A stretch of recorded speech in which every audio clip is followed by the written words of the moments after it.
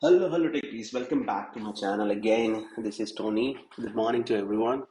So, in part Spring Boot Part 1 video, we just discussed how the Spring Boot project to create, how we can change the default port number, and we also talk about so what's a Spring Boot deals with and how it to start and how to test it in Postman, right? So in this tutorial, says in this part two video, we're going to discuss how exactly this is going to deals with the CRUD operations. When I say CRUD operations, just create, read, update, and delete, right? So these are called HTTP methods. So this is something like it's very interesting point. This is to something to restrict the users, so to restrict the accessing the data, so data privacy I would say. So exactly mean like if you're using a post and the principles I would say the RESTful services deals with. So if you're creating an entity or you're creating any data into the database or any storage service, you always need to go deals with the post. But post is very secure. Okay, and the most common response for the post HTTP method is 201, and it's just created already, and 409 is something like you already creating an existing resource or a existing entity. So these are the very common response methods. If it is something like it's a business demand some other response, HTTP response codes, you can put those also. Okay, and the most important thing is like you should annotate your method in the controller class with the post mapping. Yeah, and for the read, we already did this in the part one video. So we go with the get mapping with the annotation of get mapping, and something like you are going to read out from the database or from something from the other downstream or upstream service. So the most common HTTP response code is 200. That means it's okay. I had given you the response, and if it's 404, it's something like it's not found. And if it is a 400 something, it is a bad request that you're dealing with the read. So, so how we pass the request to the get mapping? Of course, the first you will always deals with the JSON body or XML body, and for the get operation, very commonly we're gonna deals with query params and path variables. Hey, dude, wait, what is this query params and path variables? Right? You don't know, right? So we can discuss that. It's very simple. And for updation, we'll go with the put. And one more thing, it's very important. And in an interview question is like, what is the difference between post and put? So something is post is for only for the creation and as well as updation also. But the better approach to update a record, you always need to go with the put method. So whereas like the put is idempotent, what is this idempotent? So the client can send the same request multiple times. Multiple times you can hit this endpoint, but the result would be same. That's called idempotent.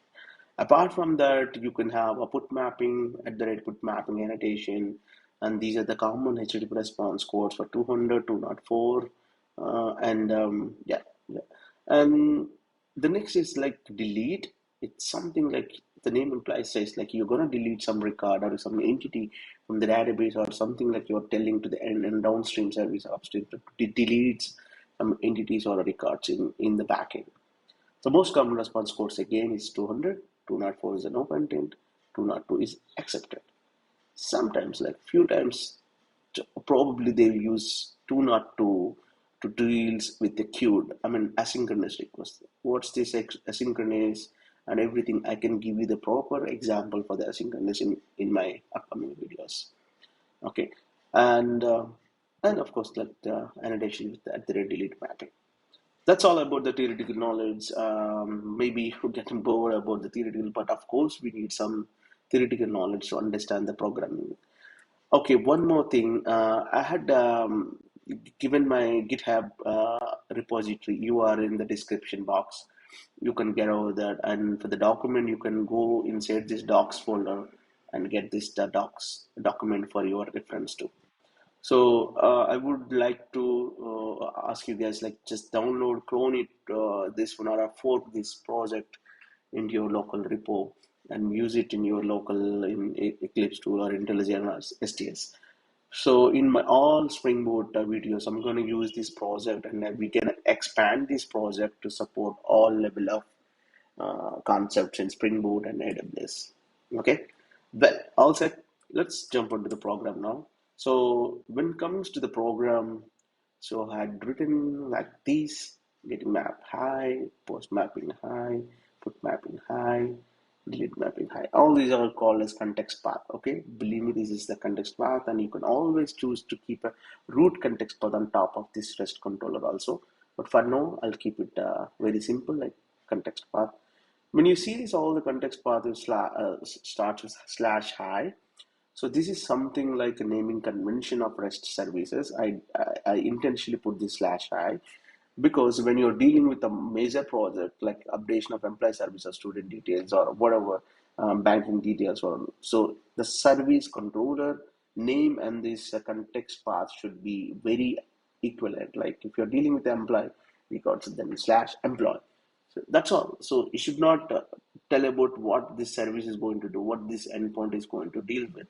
Okay, it just to say that like okay, it's slash employee. Until unless you put this proper methods, HTTP method, you should not talk about what service is going to do. It's a little bit of like encapsulation, I would say, or else like abstracting, the hiding the details. Yeah, yeah, okay. So yeah, I started already this Spring Boot app to the server port. We already changed to 9001, right? So we started, and if you go to the Postman, so I'll put this get. So it's getting get HTTP method and post. It is reading from the post method and delete method, right?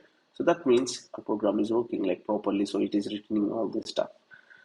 Thank you guys. Thanks everyone for watching the video. And in my next tutorial, I'm going to cover about the path variables and query params. How would you read out the query params and path variables, and post mapping body and body to this put mapping. How we are dealing with the mappings with the entity model class and all. Okay, I'll talk about these in next tutorial. Keep watching and keep engaging me. Subscribe, do like and share my videos. Thanks. Bye.